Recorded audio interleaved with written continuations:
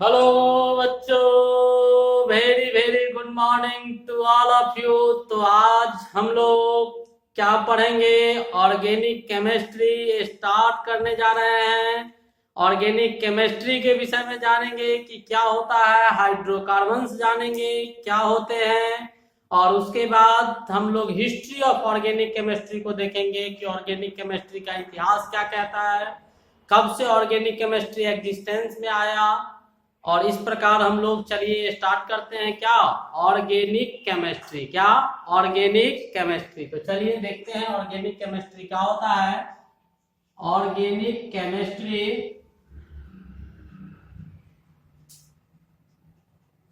Organic chemistry कार्बनिक रसायन। क्या है?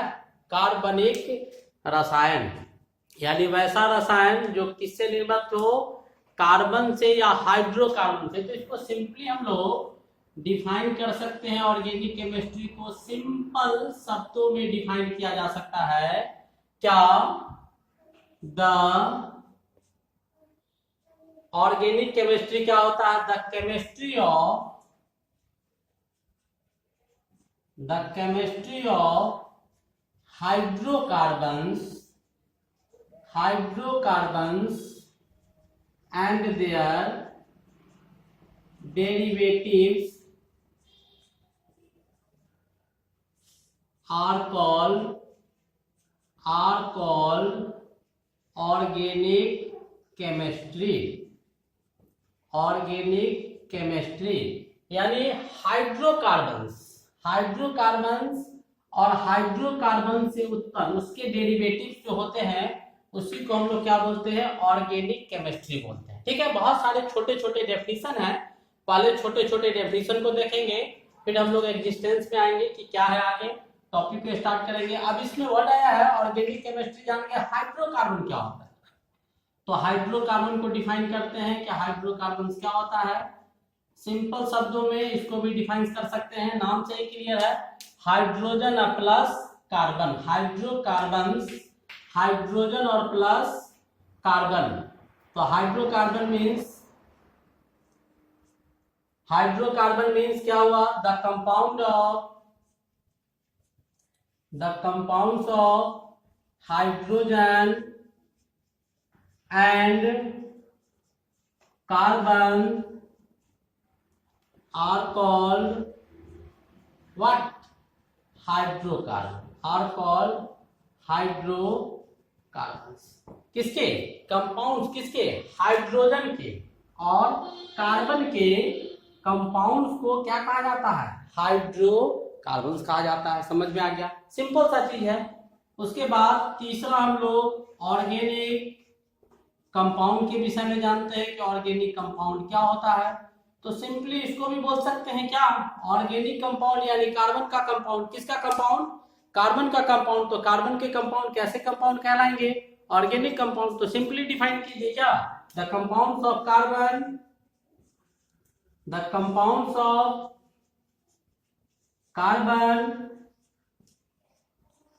Are called what? Organic compound. क्या कहेंगे? Organic compounds.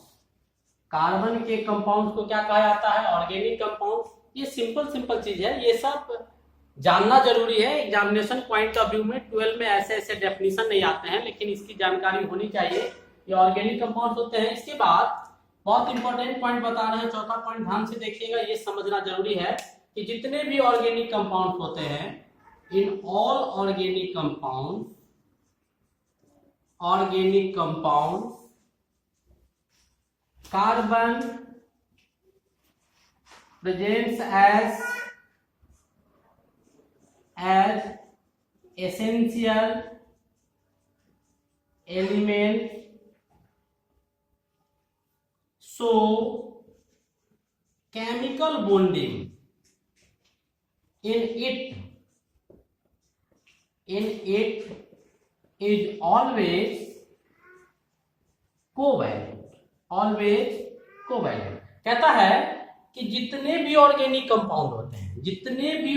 कंपाउंड होते हैं उसमें कार्बन एसेंशियल एलिमेंट, जैसे मूवी हम देखते हैं तो मूवी में क्या होता है, सिनेमा में बहुत सारे एक्टर्स होते हैं, लेकिन उसमें अगर अमिताभ बच्चन का मूवी है तो उसमें लीड रोल में अमिताभ बच्चन रहता है। वैसे ही कार्बन, नाइट्रोजन, ऑक्सीजन, हाइड्रोजन और बहुत सारे एलिमेंट के साथ मिलकर कंपाउंड का निर्माण करता है, लेकिन उसमें कार्बन मुख्य रूप में लीड रोल में पाया जाता है। इसीलिए सभी ऑर्गेनिक कंपाउंड में जो केमिकल बॉन्ड होगा, केमिकल बॉन्डिंग हमेशा क्या होगा, कोवैलेंट बॉन्ड होगा। कोवैलेंट बॉन्ड क्या होता है, वैसे बॉन्ड जो शेयरिंग ऑफ इलेक्ट्रॉन से बनते हैं, यानी दो एलिमेंट, एक बॉन्ड फॉर्मेशन में दो इलेक्ट्रॉन, तो एक इलेक्ट्रॉन इसका एक इलेक्ट्रॉन इसका, दोनों शेयर करके एक बॉन्ड बना लिया, उसी को हम लोग कोवैलेंट बॉन्ड बोलते हैं।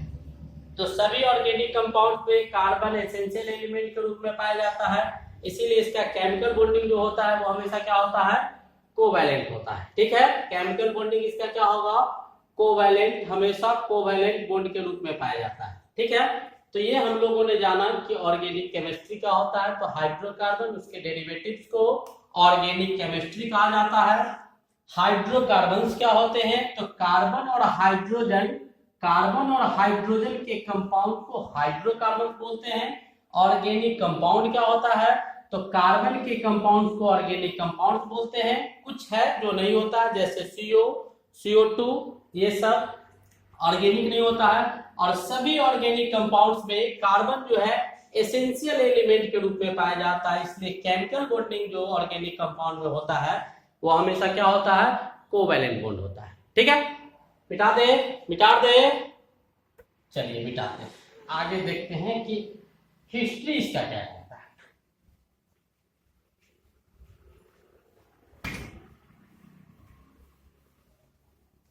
ऑर्गेनिक कंपाउंड का हिस्ट्री क्या कहता है, तो इसके विषय में थोड़ा सा जानते हैं। ऑर्गेनिक कंपाउंड का टॉपिक डालते हैं, हिस्ट्री ऑफ ऑर्गेनिक कंपाउंड या ऑर्गेनिक केमिस्ट्री। ऑर्गेनिक केमिस्ट्री का हिस्ट्री क्या कहता है वो जानते हैं, इसके इतिहास के विषय में जानते हैं कि ये कैसे।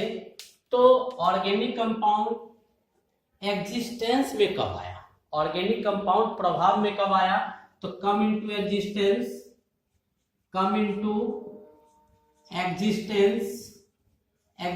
में कब आया, तो 1856 के बाद, 1856 के बाद ऑर्गेनिक कंपाउंड एग्जिस्टेंस में आया था। अभी हम क्लियर करेंगे ऐसा क्यों हुआ था। पहले शुरू में क्या था, initially it was thought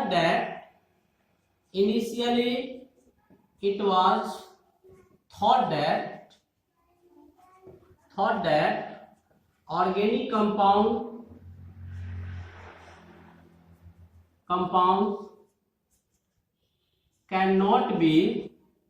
cannot be synthesized in the laboratory। Inorganic compound बनता था, लेकिन शुरू में लोगों का ऐसा सोचना था कि ऑर्गेनिक कंपाउंड को हम लोग लैबोरेटरी में, प्रयोगशाला में निर्मित नहीं कर सकते हैं। प्रयोगशाला में इसको हम लोग नहीं बना सकते हैं। क्यों नहीं बना सकते हैं, तो उसका कारण बताते हैं। बिकॉज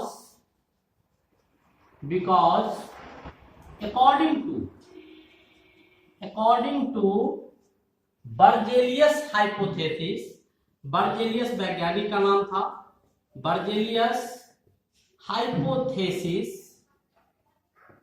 और वाइटल फोर्स थ्योरी, जो थ्योरी किसके द्वारा दिया गया था, बर्जेलियस के द्वारा, इसीलिए इसको बर्जेलियस हाइपोथेसिस या वाइटल फोर्स थ्योरी।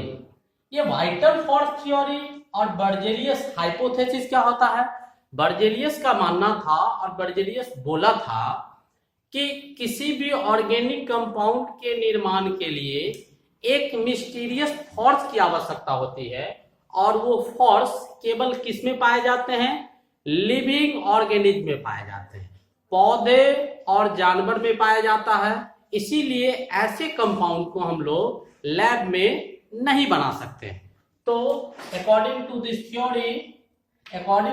थ्योरी और बर्जेलियस हाइपोथेसिस, क्या इट रिक्वायर्स ऑर्गेनिक कंपाउंड के फॉर्मेशन में, इट रिक्वायर्स ए मिस्टीरियस एक mysterious force for the formation of force, it requires the presence or it requires a mysterious force for the preparation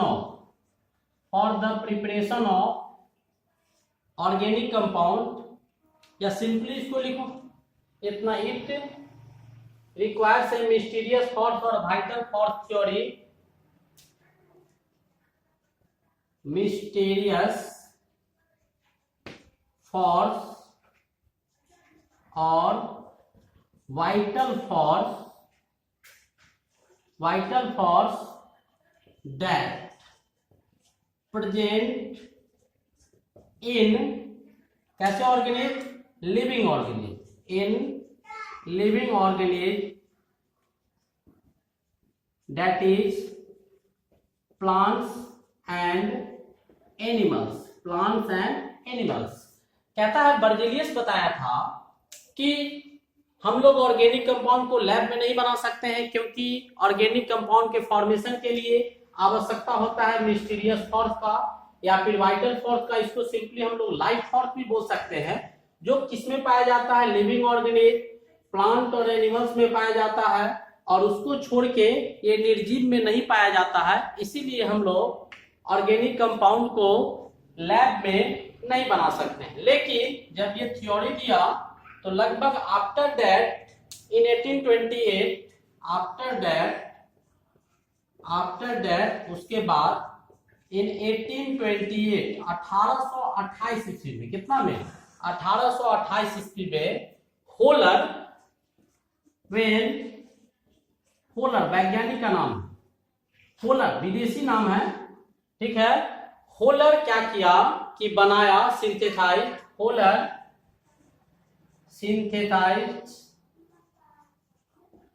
first organic compound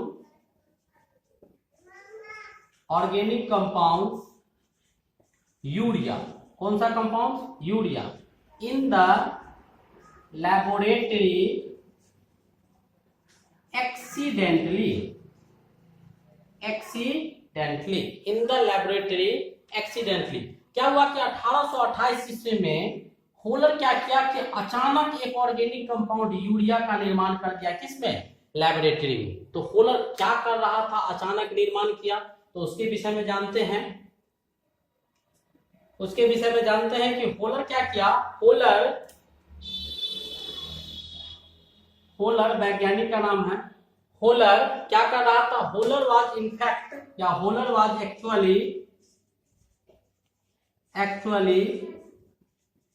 preparing, कौन सा, ammonium साइनेट बना रहा था। क्या बना रहा था, अमोनियम साइनेट बनाना चाह रहा था। क्या बनाना चाह रहा था, अमोनियम साइनेट बनाना चाह रहा था, by heating inorganic compound potassium cyanate and ammonium chloride और पोटेशियम साइनेट को गर्म करके क्या बनाना चाह रहा था या क्या बनाने जा रहा था वो, तो अमोनियम साइनेट का निर्माण करने जा रहा था। लेकिन अचानक, जैसे कहा जाता है, मिटा देते हैं, कहा जाता है कि आपके अनुकूल या आपके इच्छा के अनुकूल अगर कुछ होता है तो वो अच्छा होता है, और आपके इच्छा के अनुकूल अगर कुछ नहीं होता है तो वो बहुत ही अच्छा होता है। ऐसा हम नहीं कह रहे हैं, ऐसा हरवंश राय बच्चन कहा करते थे, क्योंकि वो जो होता है वो ऊपर वाले के हिसाब से होता है। तो वैसा ही किसके साथ हुआ, होलर के साथ हुआ कि अमोनियम साइनेट बनाने जा रहा था, लेकिन कुछ ऐसा हो गया कि पोटेशियम साइनेट, देखिएगा केमिकल रिएक्शन, पोटेशियम साइनेट और अमोनियम क्लोराइड का रिएक्शन करवा रहा था होलर। हीट किया, यहाँ से HCl रिमूव हुआ, तो बना क्या, जो वो बनाना चाह रहा था वही बन रहा था, NH4CnO। लेकिन अचानक इसमें हीट थोड़ा ज्यादा हो गया, आइसोमेरिज्म की क्रिया हो गई और ये कन्वर्ट हो गया किसमें, यूरिया में कन्वर्ट हो गया। आइसोमर केमिकल फॉर्मूला सेम है, केवल स्ट्रक्चर बदल जाते हैं, तो बन क्या गया, यूरिया बन गया। क्या बन गया, यूरिया। ये क्या है, तो अमोनियम साइनेट लिख देते हैं। अमोनियम साइनेट बनाने का उद्देश्य ये था, अमोनियम साइनेट। ये क्या लिया था, तो अमोनियम क्लोराइड लिया था। अमोनियम क्लोराइड लिया था, बन गया क्या, ये पोटेशियम साइनेट लिया था। पोटेशियम साइनेट लिया था। पोटेशियम साइनेट और अमोनियम क्लोराइड ये दोनों के दोनों कैसे कंपाउंड है, इनऑर्गेनिक कंपाउंड है, इनऑर्गेनिक कंपाउंड है। तो यहीं से बर्जेलियस का जो हाइपोथेसिस था और वाइटल फोर्थ थ्योरी जो था, उनका देहांत होना शुरू हो गया कि ऐसा कुछ हुआ। बर्जेलियस बोला नहीं, हम ऐसे नहीं मानेंगे। तो यहाँ पर क्योंकि ये इसके एलिमेंट से नहीं प्राप्त किया गया था, अचानक बन गया था इनऑर्गेनिक से ऑर्गेनिक। और ये यूरिया आपके लिविंग ऑर्गेनिज्म में, हमारे शरीर में, आपके शरीर में, सभी के शरीर में यूरिया का फॉर्मेशन होता है, जो यूरिन के माध्यम से हमारे बॉडी से बाहर निकलता है। तो ये ऑर्गेनिक कंपाउंड था। तो ऐसे करके पहला ऑर्गेनिक कंपाउंड बना कौन, यूरिया आपका पहला ऑर्गेनिक कंपाउंड था, जो एक्सीडेंटली होलर के द्वारा कंप्लीट कर लिया गया। जब यूरिया का फॉर्मेशन हो गया, तो यूरिया के बाद वैज्ञानिकों के दिमाग में और सभी के दिमाग में ये कॉन्सेप्ट आया कि अब हम लोग ऑर्गेनिक कंपाउंड को भी, किसको, ऑर्गेनिक यानी कार्बनिक यौगिक को भी लैब में बना सकते हैं। क्योंकि ये बना कहाँ था, लैबोरेटरी में बना था। तो उसके बाद, जस्ट इसके बाद लगभग 15-20 साल, यानी आफ्टर दैट या later soon,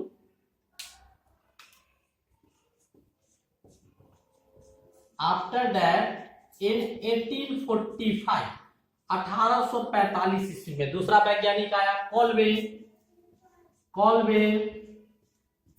synthesized the first organic compound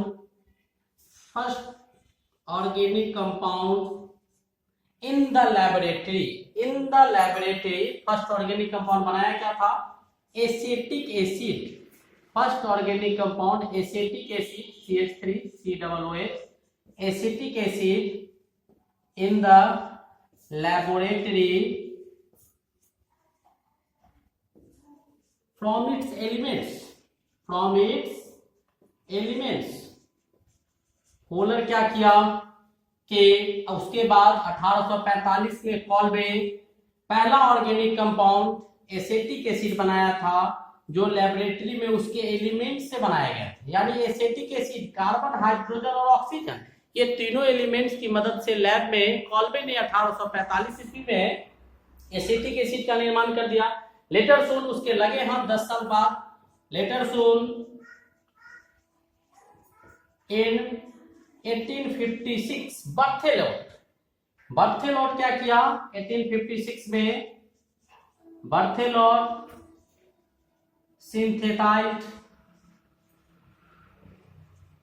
synthesized methane, CH4 methane from its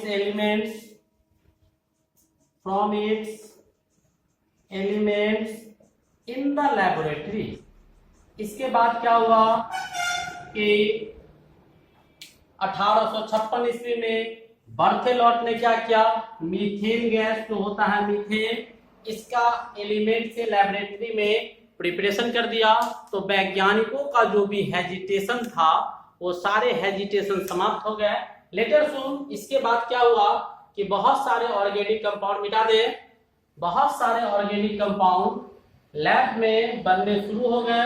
और तब से 1856 के बाद से तब ऑर्गेनिक केमिस्ट्री हमारा एग्जिस्टेंस में आया, ठीक है। और till soon a large number of organic compounds, लिख देते हैं, थोड़ा सा देख लीजिएगा इसके बाद लास्ट स्टेटमेंट। टिल सून यानी 1856 के बाद या 1856 से, टिल सून यानी कब, 1856 से या बाद, ठीक है। A large number of organic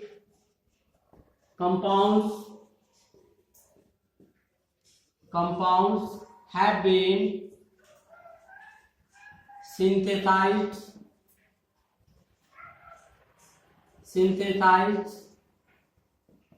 on the basic laws as used for preparation of inorganic compounds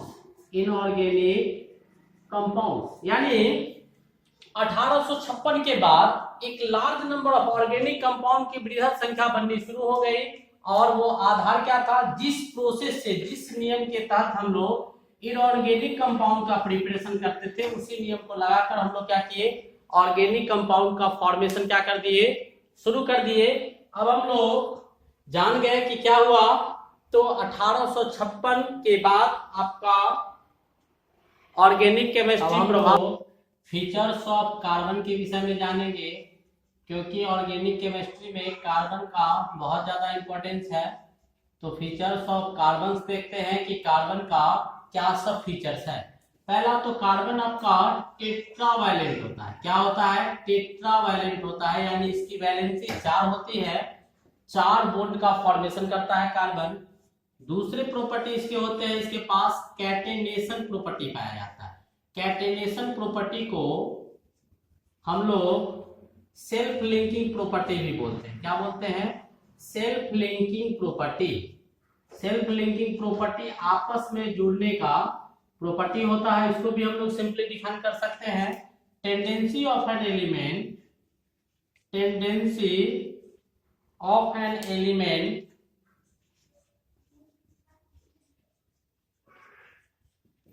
to form chain of identical to form chain of identical atoms called, कौन सा प्रॉपर्टी बोलेंगे उसको, कैटेनेशन प्रॉपर्टी बोलेंगे।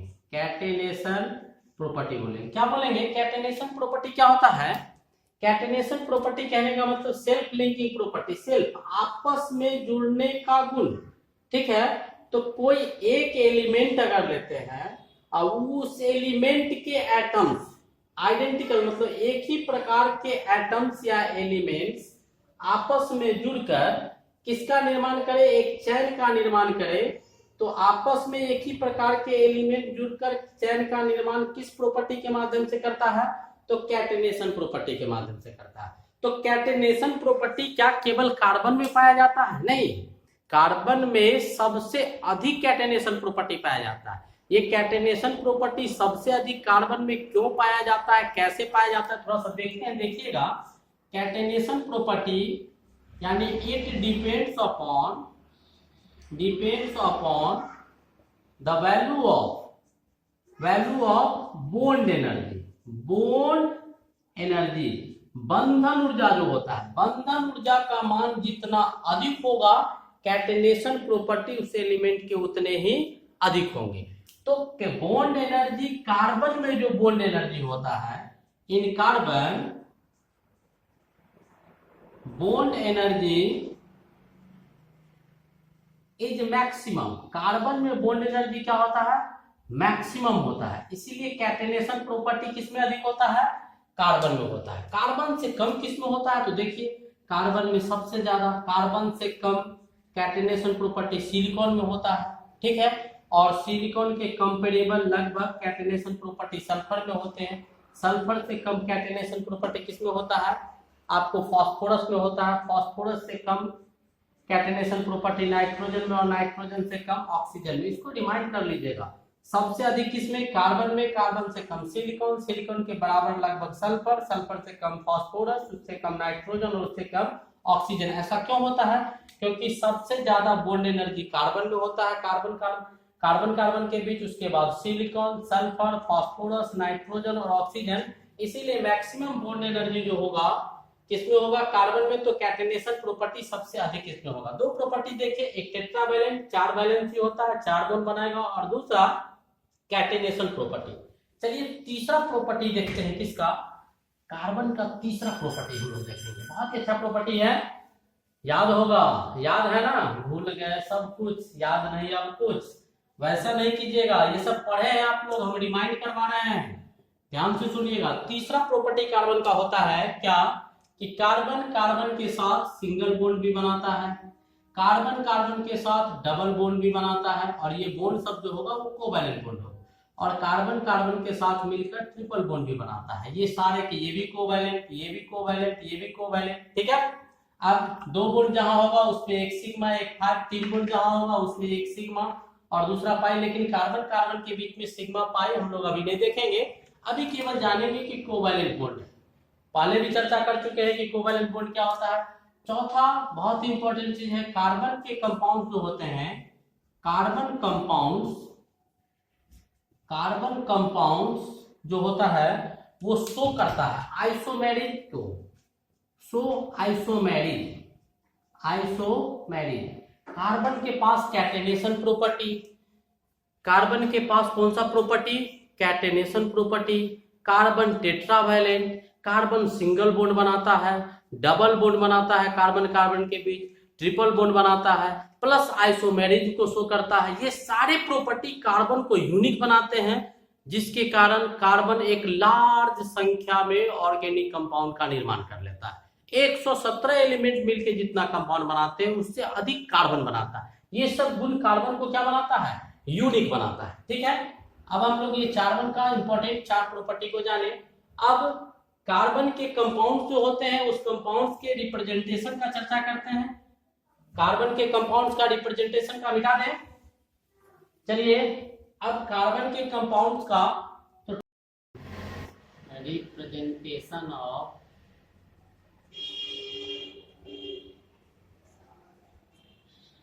Structural formula. अब हम लोग representation of structural formula के विषय में जानेंगे कि रिप्रेजेंटेशन ऑफ स्ट्रक्चरल फार्मूला क्या होता है।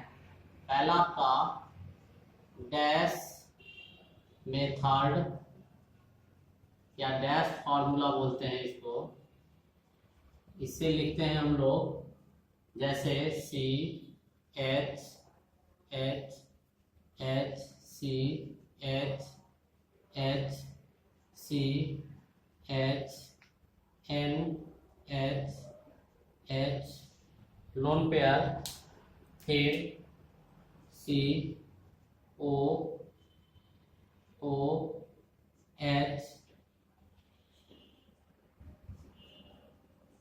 H C O O C H double bond C H C triple bond C H. ये फार्मूला आपका कौन सा होता है, डैश मेथड या डैश फार्मूला। तो डैश रिप्रेजेंटेशन ये हो गया। दूसरा इसी को हम लोग बॉन्ड लाइन रिप्रेजेंटेशन में भी लिख सकते हैं। बॉन्ड लाइन फार्मूला या बॉन्ड लाइन मेथड जो होगा वो बॉन्ड लाइन मेथड क्या होगा, तो इसी को लिखते हैं बॉन्ड लाइन में। तो सी कितना कार्बन, 1 2 3 4 5 6 7 8 9, 9 कार्बन, 1 2 3 4 5 6 7 8, 1 2 3 4 5 6 7 8 9। इसमें कहाँ कहाँ लगा हुआ है, पहले तो हाइड्रोजन इसमें पता नहीं चलेगा।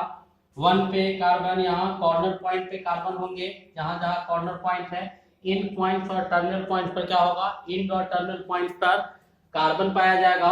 अब इसमें कहाँ कहाँ, तो 1 2 3 नंबर पर क्या लगा हुआ है, NH2। तो यहाँ से काउंट करो 1 2 3, और 3 नंबर पर क्या लगा देंगे हम लोग, नाइट्रोजन लगाएंगे, NH2 और एक लोन पेयर को दिखा देंगे, ठीक है। उसके बाद 4 नंबर पे क्या लगा हुआ है, OH। तो 4 नंबर पर ऊपर ले जाएंगे, OH लगाएंगे और 2 लोन पेयर लिखेंगे। बैलेंस इलेक्ट्रॉन 6 होता है, एक बॉन्ड यहाँ बनाया, एक बॉन्ड यहाँ, तो 4 ये बचा। उसके बाद यहाँ पे डबल बॉन्ड O है, तो डबल बॉन्ड O लगाएंगे, 2 लोन पेयर इसके पास रहेगा।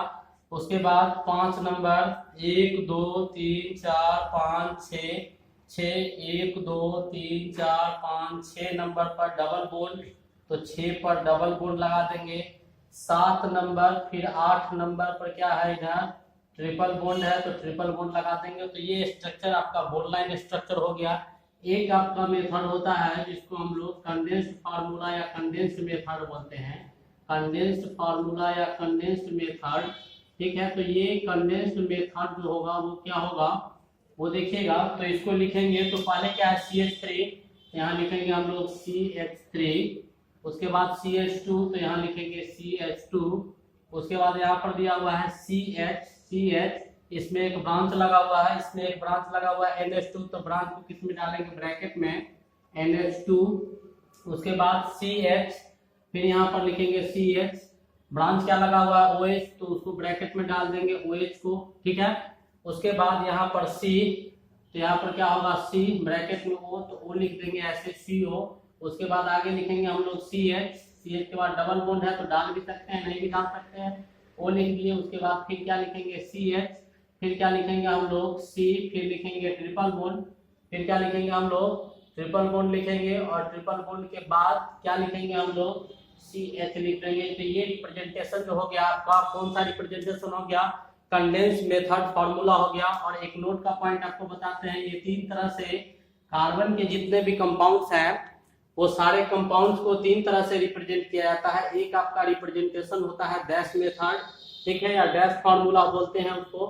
एक आपका स्ट्रक्चर में एक आपका रिप्रेजेंटेशन होता है बॉन्ड लाइन मेथड, जिसको इससे ऐसे रिप्रेजेंट किया जाता है जहां कॉर्नर पॉइंट जितने भी होते हैं और इन पॉइंट जो होता है वहां कार्बन होता है, हाइड्रोजन नहीं लिखा जाता है, हाइड्रोजन यहाँ पर क्या रहता है, विलुप्त रहता है, हाइड्रोजन डिसअपियर आता है। ऑलरेडी कार्बन 4 बॉन्ड बनाता है, जहां पर जितने बॉन्ड हो गए उतना घटेगा, ऑलरेडी समझ में आता है कि उतना हाइड्रोजन वहां हो।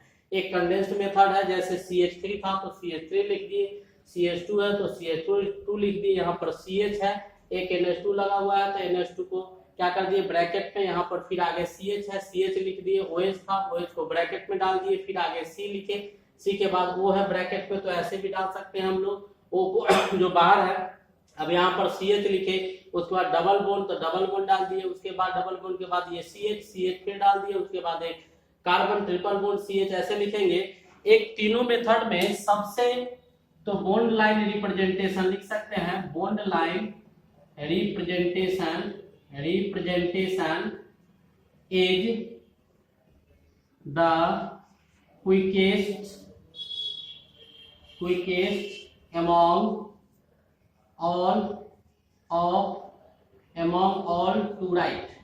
all to write, जितने भी मेथड है उसमें सबसे आसान तरीका क्या होता है, हमारा बॉन्ड लाइन रिप्रेजेंटेशन सबसे आसान तरीका होता है लिखने में। इस प्रकार हम लोगों ने कार्बन के फीचर्स को देखा, कार्बन के रिप्रेजेंटेशन को देखा। अब हम लोग कार्बन का जो आगे होमोजेनियस सीरीज है वो होमोजेनियस सीरीज जानेंगे कि कार्बन का होमोजेनियस सीरीज क्या है, ठीक है। तब तक के लिए मन लगा कर पढ़ते रहिए। Best of luck.